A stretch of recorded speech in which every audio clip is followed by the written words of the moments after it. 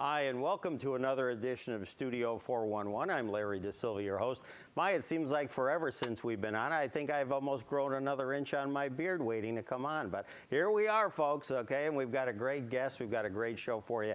We have actress, author Kathy Garver. You say, well, the name sounds familiar to me. Well, she has just been a busy, busy lady for all of her 39 years, and yeah, and it's a big birthday in her family too, but not hers, but somebody else. She'll share with that if she wishes to. Kathy is the co-author of a wonderful new book, Ex-Child Stars, Where Are They Now? And I hope I'm getting this gentleman's name, Fred Asher, I believe, but Kathy will correct me in a moment. It is published by Taylor Trade. And it's just a marvelous book about all your favorite child stars from the 50s through the early 90s. And I just found it a great book, as is this young lady, Kathy Garver. Welcome to Studio 411. How are you? I'm great, Larry. Thanks for having me on. Good, good. Now, did I get Fred's last name, Asher? You did? Very good, very good. And how did you and Fred, I know he does other things in addition to being an author, so how did you guys get together to come up with the idea for this, this book? Well, I do a lot of autograph conventions, pop conventions, Comic-Cons, because I also have a big voiceover career. And Fred came up to me and we just started talking, and he had so much energy and he was just delightful to be with. So we just started talking, and this was kind of his idea. I had a 2-book deal with Rowman and Littlefield Taylor Trade. And so I said, well, I have to write another book for them now that I had my memoir out. I said, so let's do Ex-Child Stars. I know so many, as I started as a child 39 years ago, as you so nicely said. She's batting her eyes as she says that. There you go. But not quite double, but yes.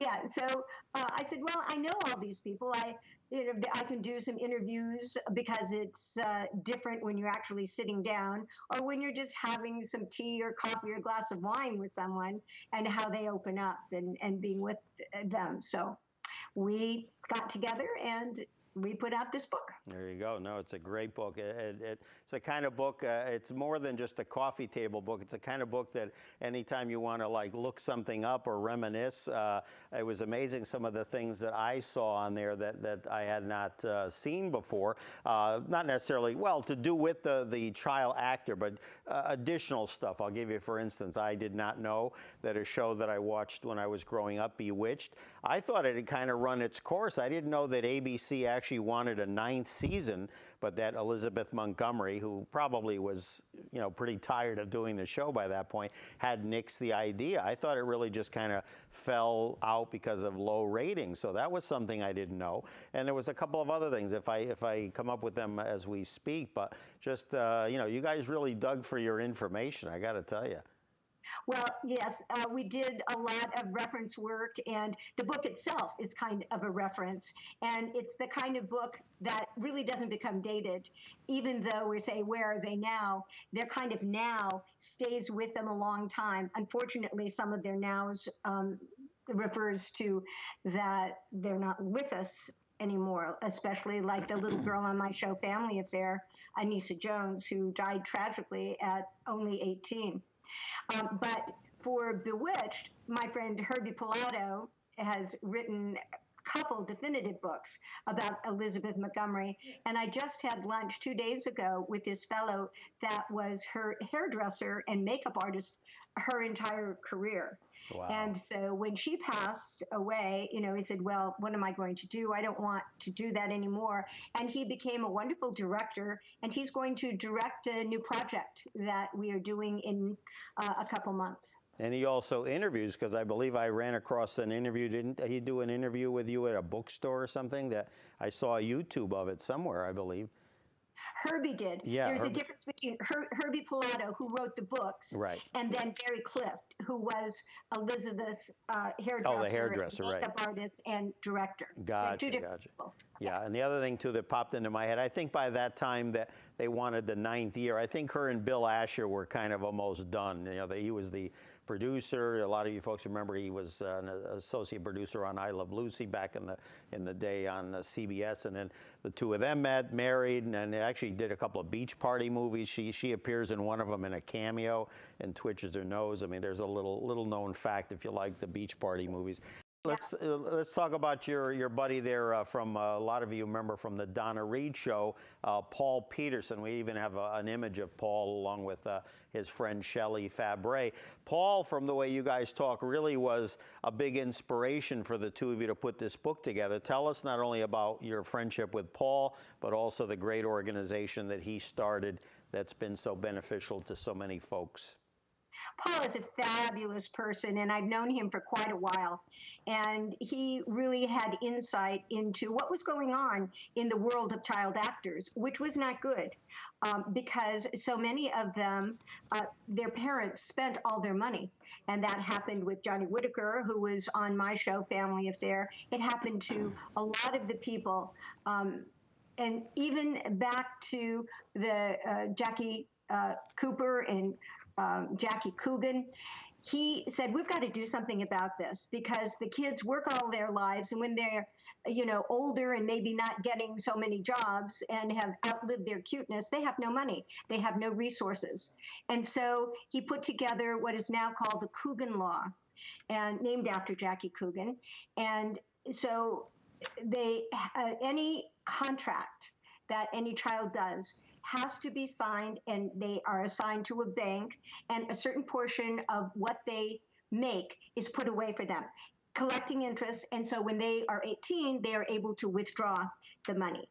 The only problem is now, as old as I am, I have a 28-year-old son, and he was working in the business for a while, and then he became 18. I said, oh, honey, now here is your money. And he said, thanks, Mom. Well, 2 weeks later, that money was all gone. Wow. So, there has to be some temperance when you are then giving the children of 18 all that they have worked for. But Paul's done a great job in the Child Star community, and he has an organization called A Minor Consideration, an MINOR consideration. And it really helped to develop that law. He has now stepped back from it for a couple years and turned it over to Scott Schwartz. But it is still ongoing, and Paul is going to be, and he's the host of a Child Star cruise that we're doing with Tony Dow from Leave It to Beaver, and Allison Arngrim, and Stan Livingston from My Three Sons, and me. And we are going to go from San Pedro to Cabo San Lucas. Wow. And back. So he does a lot of things and a lot of good. That's tough. I'm sorry. Tough work for Kathy there for a week or so. Yeah, but somebody's got to do it. That's right. Yeah, you can see that. It would take some video of. There'll be a big Child Star volleyball game going. Okay, Kathy will be like spiking the ball with her jumping ability. There you go. Well, I was a cheerleader in high school and college at UCLA, and I had to jump a lot since I'm 5'1". Yes. Wow. No, it was. It has to rely on my ability to jump high. It was funny. I was going to make a joke as I was driving here, and something made me think of the notes I had of you. And I said, no, I'm going to be a wise guy and say something. Oh, were you a cheerleader? And I didn't realize, I didn't realize you were. So there you go. There you go. So, great minds think alike, Larry. That's what right. Can I say? So she'll be off to the side in between like Spike. She'll be cheering Barry Williams and all the other guys on. And of course, as I said, Paul was, many of you remember him, not the way he looks now, but of course was a teen idol on his own on the Donna Reed show in the 50s and 60s. You mentioned the Coogan Law, and I think it's a great thing. However, and I was just talking about this as it pertains to all of us, but especially kids today. The one thing, whether you're a child star or not, is in high school, I firmly believe that they need to be teaching economics. They need to be teaching everything from, old school checkbook, balancing, stock market, savings. I'm just bringing it up because you used an example of your own and the family. And again, there's an example where all of a sudden the money comes, or what's the classic line I heard, even with 401ks? Oh, does that mean I can go out and buy a car? And it's like, folks, the IRS will be coming after you. You know what I'm saying? The long arm of the IRS. So those are things that in conjunction with that, I think are critical to a kid at any age, not just a child star. Absolutely. I remember I was in a special kind of class. We had to take a test, and they chose 35 of us. And we learned how to write out checks and all of that, which was very good. And I agree with you, like 100%. I teach voiceover and I teach acting. And I tell a lot of my students, I said, it isn't just it is just as important to know the business side of acting as it is to know your skills and how to do voiceovers or how to act on stage or film or television. And because your income goes up and down and up and down and up and down, that you have to get your budget and your baseline. So the times that, wow, I got that commercial and was able to go to Mexico and my income spiked, and then the next month you didn't get anything. And you can't go out and buy that car, as you say. You have to see what your baseline is and what your bills are each month. Yeah. But that's what happens to so many of the kids. You know, they are just inundated with the hoopla and the fun and the celebrity. And I think it's even worse now, because I think now with the electronic age, I think the temptation is much more than even in the 50s, 60s, 70s. Real quick, and we'll get back to another part of the book. One person, and again, forgive me, you probably know the name, the young lady who took over for Suzanne Summers on Three's Company, and I'm drawing a blank. She was youngish. No, you're correct on there. No, the one that played her cousin kind of was a buffer between Suzanne and Priscilla Barnes. She was kind of a blonde. Not Joyce. No, this was another one. I can't think of her name. I remember seeing that young lady who was all of like 22, and she stayed on the show in a minor role once Priscilla came on. I remember seeing her on the Merv Griffin show in the 80s, and this young lady was already investing in real estate and already owned several strip malls as well as apartment buildings. So that's what I'm talking about. Is I would love to find out what was your secret, as opposed to so many others that just, even today, sports players, athletes, TV, movie stars, Nicolas Cage for one. What are you doing buying a castle, Nick? You know, that gets foreclosed on. There's no perception of money. You know, I'd like to have a crack at that. You know. Yeah, the sensibility is different. I did buy a couple, 2, 3, 4 houses as rental houses. Sure, and they do stand you in good stead. Yeah. So it's a good real estate investment, especially in California, was very good, and it's still good. But you have to have a diversified portfolio. You know, you can have bonds and mutual funds and real estate and the different things. So, and gold and silver, put a little in there. So if one goes down, obviously, then you have the other ones to give you ballast, and so you get to stay in your career as long as I've been in it. And you've done quite well, believe me. I think, you know, people, in your case, I know at one point I thought, oh, wow, I haven't seen or heard from her in a while, but you know what? You went off in a different direction. You went into theater in the 70s, you got your additional degrees. Then, you know, when I saw you like on Princess Diaries, I remember saying, well, that's great, she's on with Julie Andrews, but I'm like, she's on a trolley car, and then for like 5 minutes, and then she's gone. And I'm thinking, but you were busy doing a host of other things. So it doesn't matter what it is, as long as 2 things. One, it's legal, and one, it's paying well. So you know what, it's all good, it's all good. Ex-child stars, where are they now? And more importantly, actress, author, voiceover expert Kathy Garver. And I have to say that carefully because I have another guest named Kathy Garvey, and I don't want to mix up the name. Here's another book coming out. Yes, tell me about it. That is Holiday Recipes for a Family Affair. And I have a co-author on that one as well. And he is a friend of mine who is a writer and a producer, and I did a couple movies for him. And my son is such a good cook and a creative cook.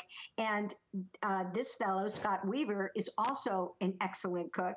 And whenever we would go out to lunch, he would bring me handmade candy and handmade cookies. And I said, these are just so good. So our conversations always went to food. And since my very first book had been the Family Affair Cookbook, I said, well, And he said, well, let's do a cookbook No, together. that's great. Now, So does anyone own the name, the Family Affair name, as far as a copyright? Because I noticed in some of your other books, you very wisely work that into the book or to the title of the books. But it's a great hashtag. Yeah. And nobody owns the name per se. I mean, if I were writing a TV sitcom about Family Affair, I could, even if it was a spoof, I could use the name Family Affair without any retribution or whatever. But if it was an exact copy, then you say, well, wait a minute, I'd get a call. I said, I just saw this new sitcom called Family Affair. What's that all about? Yeah, exactly. They tried to do a remake of it. I heard they did with Tim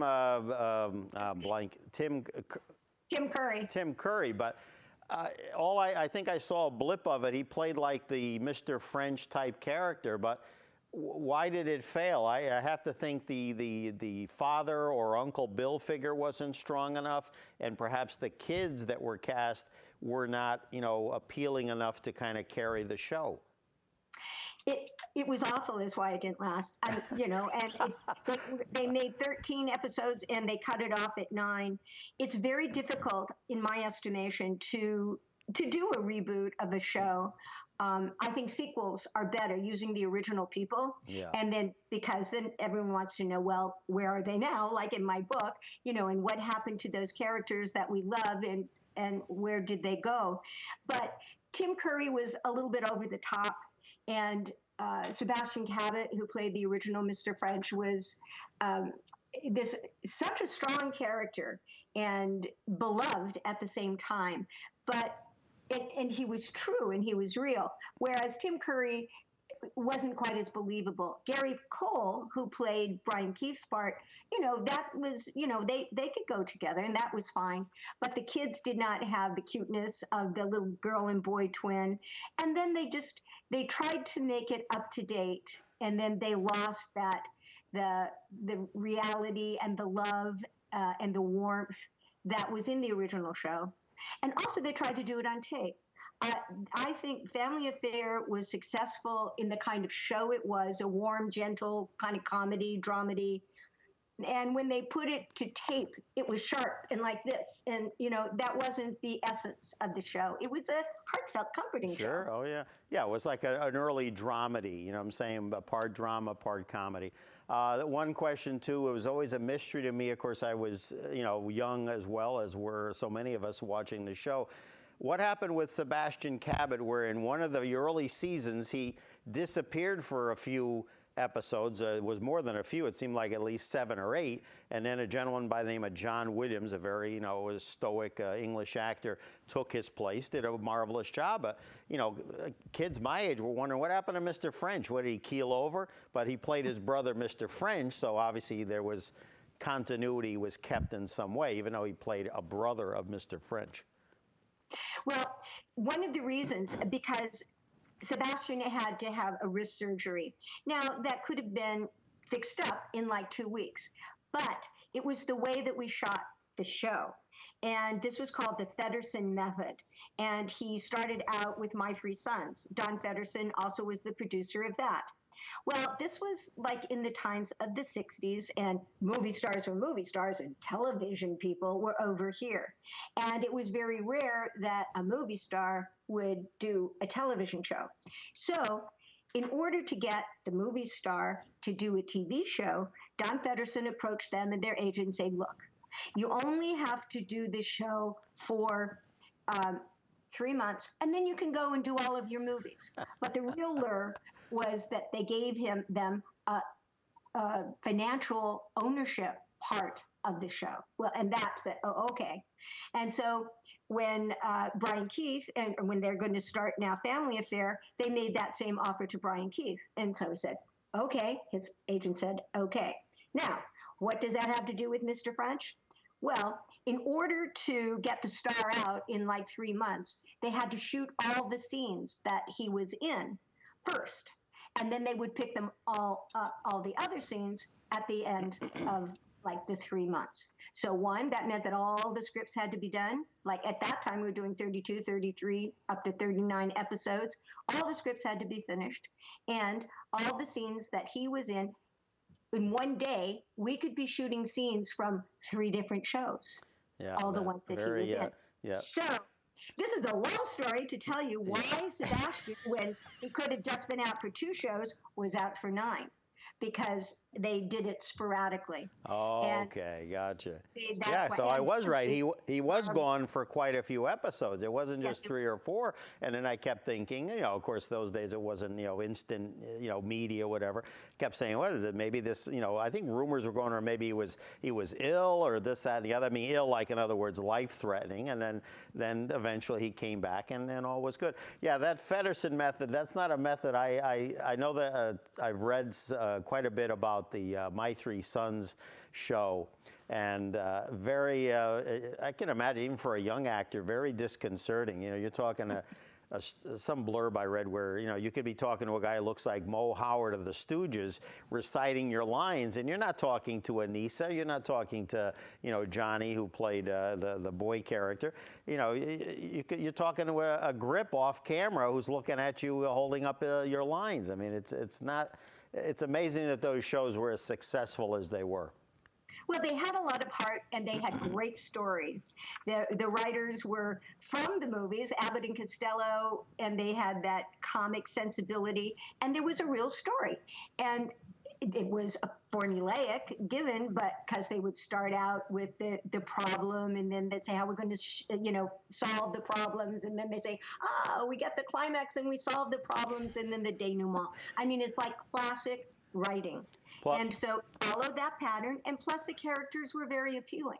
Plus, the writers must have loved that. I spend all my summers writing scripts, or for as she said, in those days it could have been up to 39. By the time you were doing the shows, they were probably down to the mid-30s. But no 22-minute or 22 episodes, 22 minutes. I mean, it's amazing that you can get a storyline in a television show now. But anyway, ex-child stars, where are they now? Kathy Garver joining us for the hour. Ms. Garver, we have someone that you've worked with in a manner of speaking, I think. I don't know how often you two socialize, but mystery caller, how are you? Oh, I'm just doing great, Larry. Thank you. There you go. Hello, Kathy. That sounds like my cousin Barbara Stern. Yes, it is. Oh my gosh, boy, what an ear on this 39-year-old. What a great ear. Right? Will I get one of Barbara's books? Yeah, you'll have to, Barbara. I'll send you her address. Okay. Yes, yes, I have a new address, Barbara. There you go. And I have to. Email it to me. I have to tell you that he sends his regards. He could not join us. We were also going to have another gentleman joining us as a mystery guest. Barbara knows because we've spoken with him off air. A gentleman named Bud Burton Moss. Okay, and Bud was going to be on the show. I don't think you guys have ever worked together. A super agent in Hollywood all these years, but as Barbara knows because she's done a couple of theme shows with us over the last couple of years. 2 things about Bud, besides being married to Ruth Roman and knowing Ava Gardner and all, just on and on and on. Sidney Poitier. I mean, the man has stories that could fill this entire studio. But Bud's, what I call his claim to fame in the movies, was that as a boy of maybe 10 or 12, he was in the pool scene on It's a Wonderful Life, if you remember that scene where Donna... my gosh, jumping in the pool, yeah, yes. where they all fall in, and Alfalfa Schweitzer, even though he doesn't get credit, he and a buddy are like, opening the pool, which was pretty hip for 1940s, a floor that's separated. That Bud is somewhere in there. So it's like Phil Collins in A Hard Day's Night. You got to look real hard to find where he is. And then the other one, which is why we wanted to bring him on, was that he played an extra, several extras, as a matter of fact, in the 1956 movie, The 10 Commandments. Oh. So Doesn't that sound familiar, Kathy? Oh, yes. That was one of my first movies that I did, and it was just quite an experience. And It we- was and we- absolutely fabulous. And we have a photo of Kathy, not with Bud, but we have a photo of her with Charlton Heston. So that's pretty. Moses. Yes, Moses. Yes. I love. Actually, you know, I saw that movie a couple of years ago, and I must say, I thought, oh, it's going to be hokey, whatever, because it was this all-star cavalcade of people. But I must tell you that once you start watching it, it grips you, not just because of the storyline, most certainly, but I mean the cast of people there. I mean, it just. You should write a book just of any memories you have of working with those. I mean, again, working. You may not have been there that long, but still, I mean, Edward G. Robinson, Yul Brynner, Charlton Heston, Yvonne DiCarlo. I mean, just the who's who in this remake of that movie that was originally, I believe, a silent film back in the. Yes, I didn't do the silent version. No. I wasn't. No. I'm not that old. No, Barbara tried to tell me that she wrote a column on that, but I know that she didn't. She didn't. I said no. In my memoir, Surviving Sissy, I have like 2 chapters devoted to that Oh, because really? I do remember so much. And there's a story that's way too long to tell, but a classic Cecil B. DeMille Oh, story. there you go. See, Barbara, you've done those Hollywood or Bust shows that we do when we get a panel of people. So we'll have to get this young lady on there and tell us a few tidbits there. That would be great. Doesn't it make you wonder when you rattle off that incredible list of major stars, whether at the time that film came out, we could possibly have imagined that they would go into that pantheon like that of really the greats. They were the stars that were working then. Those were the stars, you know. Of course, Edward G. Robinson had been around for a long time, but the others were the young, wonderful stars of that time. Even Martha Scott was in that too. Yeah, right. Didn't she? And Deborah Paget, she was just so beautiful. Who was the one that played with Yul Brynner? Played his wife there. Was it Martha Scott or Deborah Paget, or do I have that wrong? Or no, it was Yvonne DiCarlo. Yvonne DiCarlo. Beautiful. Of course, we all remember her as Lily Munster, but under that makeup, she was a very, very attractive woman. And you know what else surprises me about that movie when I see it today? Because we have green screen and we have all the animatronics and animation, and those special effects are they're believable, they're fun, and what it captures, what I don't think the green screen captures today and all the special effects, is the heart and the spirit. And you can really get so involved, as you said, besides the story, it's actually seeing that emotion that comes through that is sometimes lost in our technology. We don't get that human. It's the music, the pacing, the scenery. I mean, again, this was like a pantheon of talent, not only in front of the camera, but as I'm sure you would know, couldn't appreciate it perhaps as much as we would all now, but the people working behind the scenes. I mean, just the extras alone. See, now extras, they wouldn't do that. There's a method now where they can create 1,000 times the number of extras with just a small amount of people. They just kind of, almost cut and paste them. I'm sorry? Busby Berkeley it. Exactly, yeah. For those who don't know who Busby Berkeley was, he was a choreographer, and he would just take like maybe 5 dancers, and all of a sudden that looked like 500. And, now they would just animate the extras. They'll get what they look like in models, and then they'll just duplicate them. Now, Barbara, while we have you here for a couple of minutes, tell me, what did you think back in 1966, whenever they, I don't even know if they had to do a pilot, but when the show premiered on that, I believe it was a Sunday night at around 7:30 on CBS, what did you think to see your little cousin there on television? My cute little cousin, we thought, oh my God, look at her. She is so adorable. And Mom said, well, yeah, her mom is my cousin. Kathy's grandma and my grandpa were brother and sister, so that's how we're related. And our moms were first cousins. And, oh, sure, we thought she was just adorable and so fun to know that she was out here in Hollywood. Who knew that just a couple of years later I'd be here myself. There you go. That's right. You were with Rona Barrett then? When did you start working with Rona Barrett? 1971 or January. Yeah, I came in 70 when I worked at KFWB for just a short while, and then I was recruited by Rona. So yeah, I joined her right away. And I think you and I got together shortly after that, Kathy. Right. Yeah, because I was still shooting Family Affair until 1971. Barbara, you're going to have to go on my Danube River cruise. Barbara is a great traveler. Oh, She's that been sounds like a all great over the plan. world. Oh, believe me, I know. I can. But we're doing a Danube cruise, and because we're Austrian, and we can stop in Vienna. So I want to talk to you about well, that. we have other cousins there too.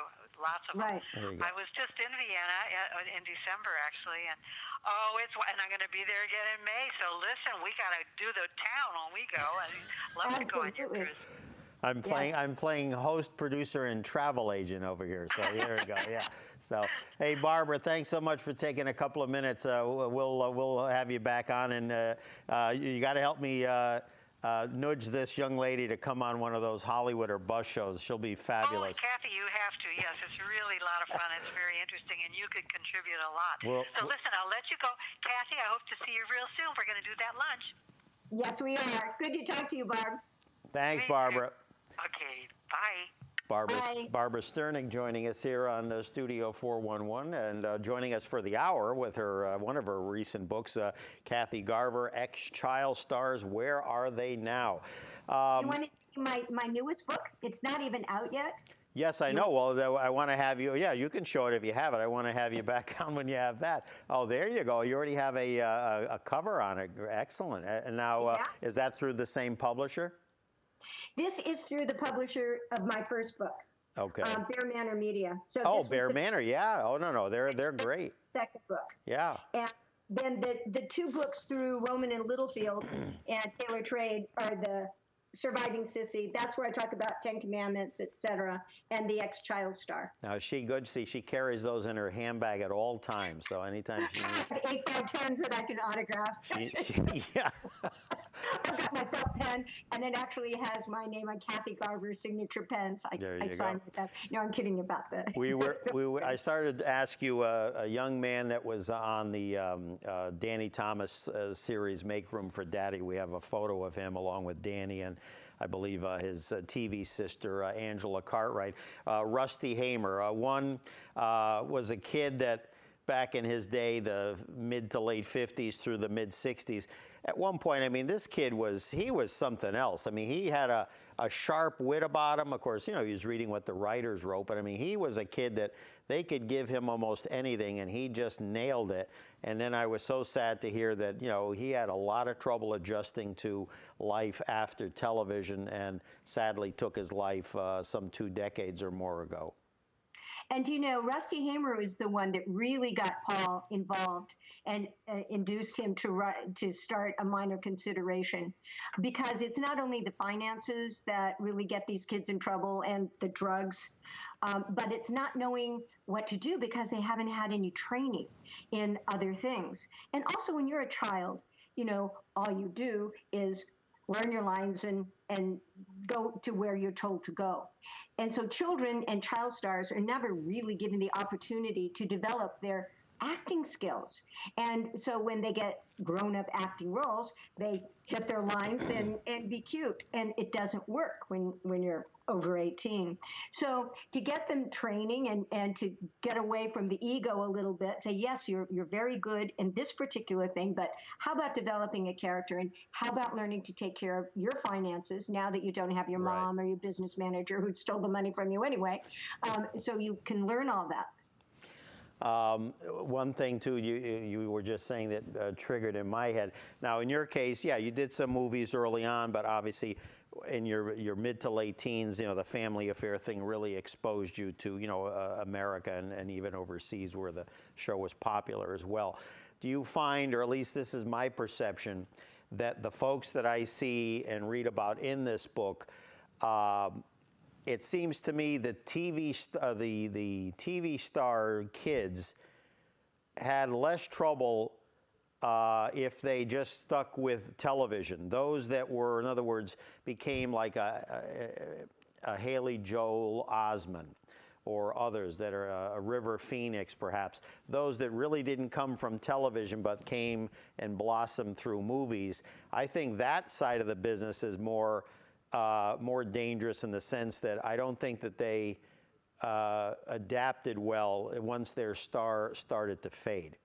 I think with television, it was a little better. I think more of your tragedy stories you hear about, I think, are more with the movie kids than the TV. Agree or disagree? No, I agree with you. And I think there's a couple reasons for it. And when you're on television and then you don't, and then your series is canceled, then maybe you can get another starring role, or you can do a guest spot, so you can keep working in that manner and you can keep working on TV. Whereas if you're a star of a movie, child star of a movie, well, you can't go back and do TV, so you have to wait till the another starring part comes along that's in a movie. So I think that is the main reason we're going to the ex-child stars that we did were all in television. So we're doing another book that will be a sequel to ex-child stars, Where Are They Now, which will take all the movie stars, kids, from Shirley Temple, all the way up to Anna Paquin. And now, with this book here, was there a cutoff that you and Fred kind of stayed to? And I'll give you an example. Someone that you could make the case could be in your next book, but really started in television, was Sarah Jessica Parker. I remember her on a great show that only ran 1 year in the 80s called Square Pegs, that was produced by some of the Saturday Night Live people that were alum. And show lasted a year, was canceled, was set in a high school or junior high, and then she went on to, of course, fame and fortune in movies. But of course, by that point, is the cutoff for like what you guys consider a child star like under 20, or if someone starts, let's say it's 17, 18, they still are considered that? They're still included. The teenagers are included, and like Leonardo DiCaprio, he was in TV before he became a big movie star, and we always look at Ron Howard, and then he became a big movie star, and now Clint Howard is in this. Oh, now what's it? I can't remember the new movies that. A Very Odd Christmas. That's what he's doing now with Robert Carradine. But. Yeah, that's we went from the 50s to the 80s of all the television shows that were on at that time. And then the next book will be all the movie ones. Sure. We have a photo of a young man that I was surprised, not to diminish his talent, but that he really made a mark not only as a TV youngster, but also did quite a bit of recording and tour. I'm talking about Johnny Crawford. We got a photo of him with Chuck Connors. I mean, in The Rifleman. And again, he was very talented. Worked for a long time. And it's so sad now.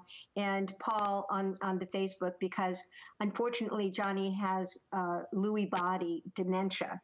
And this is a form of Alzheimer's, a form of dementia, but it's very, very fast acting. And now he is in a assisted care home. And Paul has been reporting on Facebook that he went to see him, but he couldn't see him because, like, Johnny has good days and bad days. Wow. And he went, I think, just a week ago and was, I think, able to see him a little bit. Yeah.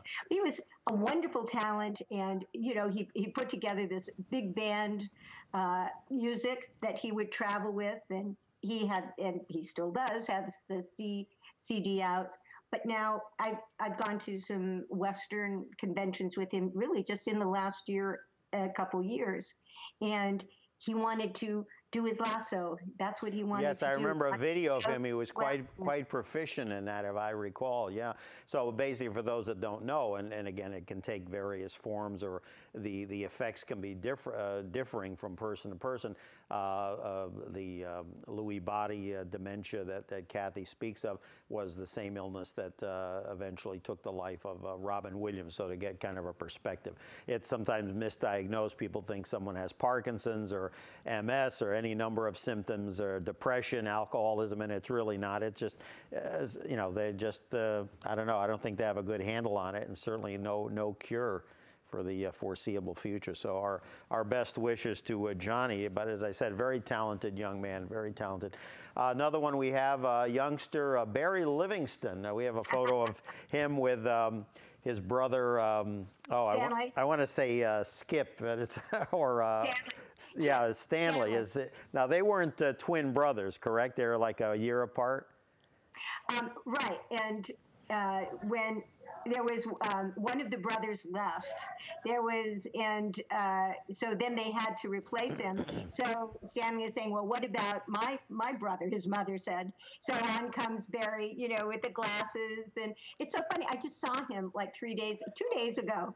I was having lunch with, well, we're doing a reboot of a series, and this is with that Barry Cliff. That was Elizabeth Montgomery's hairstylist. Yes, yes. So we're, having some coffee, and I said, Kathy, I look over it, and there's Barry, and it was like at Aroma Cafe. This is this little place, nice. Where a lot of people meet. And so we caught up for a while. Now he has a little group with Billy Mooney, who is on Lost in Space. Lost in Space, and a kid that was in every sitcom known to man before he got that Lost in Space gig. He always played, again, another Rusty Hamer type in the sense that he was quick, he was like real sharp, and he could play the good kid or the kind of mean little kid or whatever. Just, phenomenal talent, phenomenal. Right, and as we were talking before, that's why it was easier for the TV child stars to make that adjustment. Yeah, well, I can do Lost in Space. It was like Angela. She went from the Danny Thomas show, and then she did Sound of Music, but then she was able to go back and then do Lost in Space. So it was an ongoing type of thing. So she never really, well, now she did. She put her foot out, and she's a wonderful photographer. And a real quick story on Angela, who I would love to interview sometime. But Angela, the reason she was able to do Sound of Music, if I read this correctly, Danny Thomas gave her as much time as she needed to go do whatever auditioning, whatever for that movie. And I might have misread this, but I thought I read that she actually doesn't even appear in the final episode of the original Make Room for Daddy because he excused her because they were already starting filming on The Sound of Music. So there's not only about how good Danny Thomas was to work for, but also talk about going from not from the frying pan into the fire. This is going from the jackpot to the jackpot to the leprechaun's pot. I mean, it's just great stuff.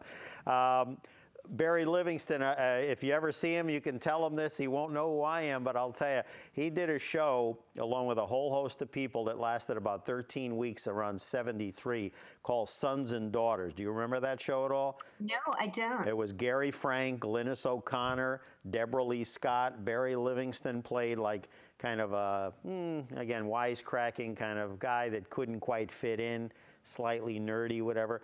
And that was his first TV series after My Three Sons, and I thought it was great. And if I could have, I would own the DVD if I could find it. That's how good of a show it was. It's out there someplace. Everything is. I don't know. This one's locked in.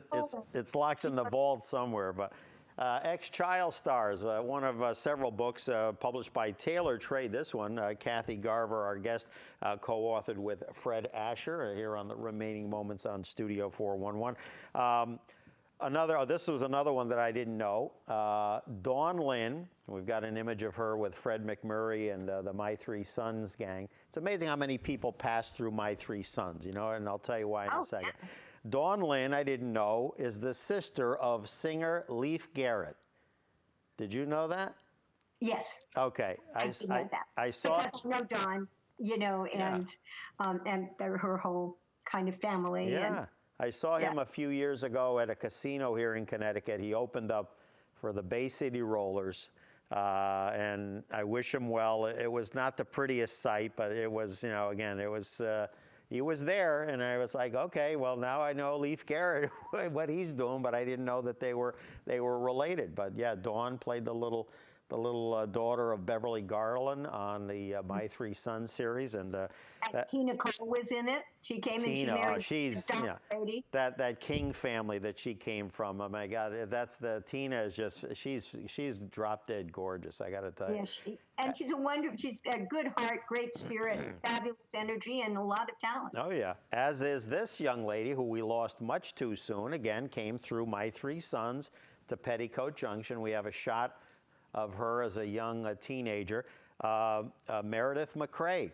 Oh yes. I mean, Meredith I, we went to UCLA together. Yes, She I was heard. You were probably fellow cheerleaders there, right? yeah. Well, and we were in opposite sororities. I was a Pi Phi, and I forget what she was, but she's just a little bit older than me. She was doing something else. I don't know whether she was going on a cruise, but she was a host on Good Morning Los Angeles. Yes. And she was off for a while, and I took her place. And that was just such an odd circumstance that took her life. Well, you mentioned in the book, again, there's another thing, not a happy ending, but that I did not know, that she actually passed of complications from that brain cancer, but it was also exacerbated by, tell us and the viewer, by what, the medicine she was taking? Yes, yes. And so you have to be so careful. And I think that, she would have had more months or years to live if that hadn't interfered, because she was going through the proper way to get. No, I did not know that, but yeah, because it seemed like she just went so quick, and I didn't realize it was actually hastened by almost in a way, almost like an opioid crisis, but not induced by her. It was probably by the physicians. And for those who don't know, Meredith McRae talk about a family pedigree there. Gordon McRae, singer-actor, Oklahoma, so many other movies, State Fair, I believe. Sheila McRae, who was on The Honeymooners, singer-actress in her own right, and Heather McRae, who've been trying to get on the show, who's still out of New York. She was in the original Hair. I mean, these are just people that I believe there was a brother too, but it's just, a marvelous family. And I remembered when I saw the bio you did on her, that what a sad loss that was, because she had so much energy and so much talent. So again, I wanted to mention too, a shot of you and Brian Keith. Brian actually remembered you from a movie you guys had done together. Tell me real quick the story on that. Well, actually, it was an episode of a TV series that he had, Crusader. Okay. And I played a waif, and I remember to this day, because it was in a trial and in a courtroom, and I had a horsehair blanket on. And he was a crusader for a lot of people or countries or things that needed attention. And I think the point of this was that there were laws against cruelty to animals, but at that time there were no laws for cruelty to children. And nothing to help children that were abused. So it was kind of tackling some things that weren't usually dealt with at that time, and that was like in the 50s. She was in a blanket when they filmed the scenes. I was a baby in the blanket, like in Ten Commandments. Yeah. A horse blanket, but you get the idea. She was nursing at that time. Yeah, there you go. All right, I want to cover a couple of things too, again, because you've got so much. Hold up the book. You've got another book that we hope to talk to you about, Holiday Recipes for a Family Affair. Yes. And that is, and actually the other one too. See, she reached in that handbag of hers. And what's the other one? Give that a plug too. I love that. They're both courtesy of my friends over at Bear Manor Media, correct? Yes, I love Ben. Don't you? I mean, it's really a great, if you don't want to self-publish and you don't want to go through the big publishers who will only, publish a certain amount, Bear Manor Media is like print on demand. Yeah. So they can go and you retain the copyright and you can have as many as you want and it never goes out. Yeah. So these books are going to be around after I'm dead. Well, the nice thing, and I talk to a lot of people, celebrities and more, author, non-celebrities, and the publishing business has taken such a turn that really that's a happy medium from self-publishing, which involves a lot more of your own work, to being with a large conglomerate, which then you're lucky to get 10 cents on the $10. Yeah. And so they do a wonderful job. And those books, for more information, bearmanormedia.com. Also, I forgot to mention, to stay in touch with what Kathy is up to, for more information, kathygarver.com. You're touring and have done, I guess, at various times. Dinner at 5, it's a play with Christopher Knight, Brady Bunch, Larry Thomas, who played the soup man on Seinfeld, Not so for real. and Karen. No, there actually is a soup man at the Mohegan Casino. But it's his likeness on there because you know they couldn't use the other name. But good soup. Larry represented the soup man. There was an actual soup man in New York, and they took that character from that particular soup man. oh yeah, and the image on the thing on the billboard, whatever, is actually him because I recognize her only without the mustache, you know. And then this young lady, I couldn't remember at first, Karen Richmond. I think she was the 14th or 15th Gidget. I mean, there's been a lot of them. She was the new Gidget. She was the new Gidget, yeah. The other new Gidget. Yes. Now we're gonna have the geriatric Gidget one of these days. So there you go. Yes, you will. There you go. I have to ask, and again, not to close on a somber note, but it's reality. How does it feel? I mean, obviously Johnny Whitaker's still around, but really, when you look at the crux of that, I mean, so many people, both cast members, crew members, whatever, from that show, I mean, have left us, some much sooner than others. I mean, I know you were close to a certain degree with Brian Keith. Anissa, you saw her a few weeks before her untimely passing. You know, how does that feel for quite a few years now to have so many of those folks that you were close to have not been around for quite a long time now? I would like it better if they were around. I don't like anybody to die. And it's just irritating and it really makes me angry when people die. And we've lost so many people. Davy Jones and, you know, it just goes on. Peter Tork, just passed away in 2019. Yeah, exactly. Yes. And, you know, unfortunately, I think a lot of it had to do with the 60s and the 70s and the drug taking and a lot of that, and it kind of stays in your body. I mean, Anissa, I had just done an interview with this autopsy program, and they said, was it suicide or was it an actual overdose? And no exploitation, and they went in from a forensic point of view and said, well, now this is what happened, and this is what her body was doing at that particular time. And so they did conclude that it was an overdose, which someone could have saved her. And it wasn't a suicide because she was, you know, a beautiful little girl and a beautiful little teenager. She just turned 18. Yeah. So that was very sad. I would much rather them be here now, but, you know, some people, oh, the curse of family affair. There wasn't any curse. Things happen in life, and then you have to deal with them. Oh, yeah. Everything turns into a curse, and again, some of it is just happenstance. You know, it was their time, it was accidental, whatever the case may be. You know, that's the way it goes, and then, you know, no disrespect to them. Next time we have you on, I want to mention too about this gentleman, Paul Lamont, who many remember from American Graffiti. You did a movie with him called Eli Elder that is going to be coming out at some point. A movie named Grace with Nancy Stafford as a missionary in the 1800s. So you're a busy lady. Now everybody thinks of, oh, there she is up on, what was it like working with Julie Andrews for 5 minutes?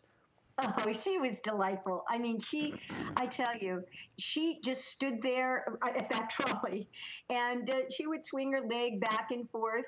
But she said, would you like to go to your dressing room, Miss Andrews? Oh, no, I'm just fine. Thank you very much. You know, I'm just having a lovely time here. And so she was delightful. Just delightful. And I hear now, unless they have another trolley accident, I don't know if you'll be in the next one. I heard that as an homage to Gary Marshall, that the principals are willing to get together to shoot a third installment. So we'll have to, you know, keep our eyes on that. That would be marvelous.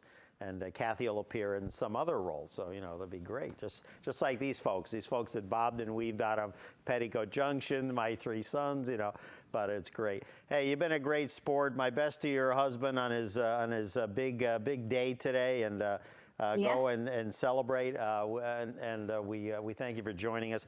The book Ex-Child Stars, Where Are They Now? He said. Kathy Garver, along with Fred Asher, published by Taylor Trade. And again, hang in there with us. And we thank you for joining us today on Studio 411. Larry DeSilva is my name, and we look forward to seeing you again real soon. Take care.